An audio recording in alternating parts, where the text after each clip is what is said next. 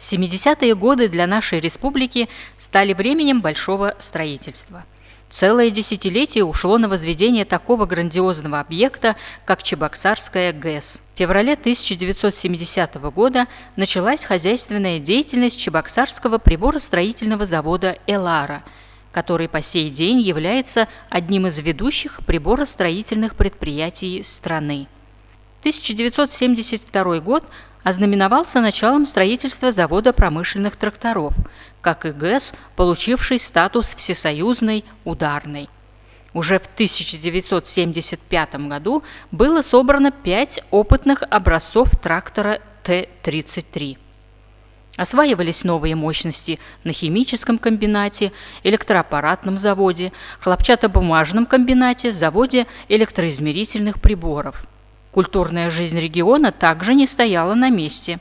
В 1972 году Республиканская библиотека имени Горького, ныне Национальная библиотека Чувашской республики, получила типовое трехэтажное здание с новым оборудованием, открыла новые и расширила существовавшие до этого отделы.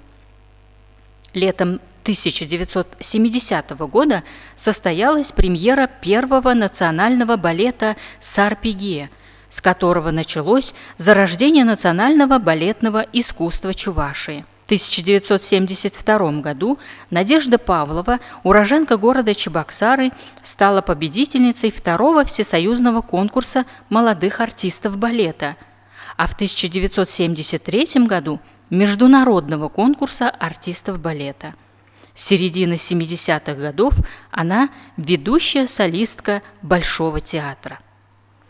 9 мая 1974 года открыт музей Василия Ивановича Чапаева. Экспозиции музея знакомят с жизнью и деятельностью легендарного комдива. Пулеметная тачанка, бурка, шашка, сабля, маузер, наган, винтовки, пулемет системы «Максим», конские седла позволяют посетителям мысленно перенестись в эпоху гражданской войны.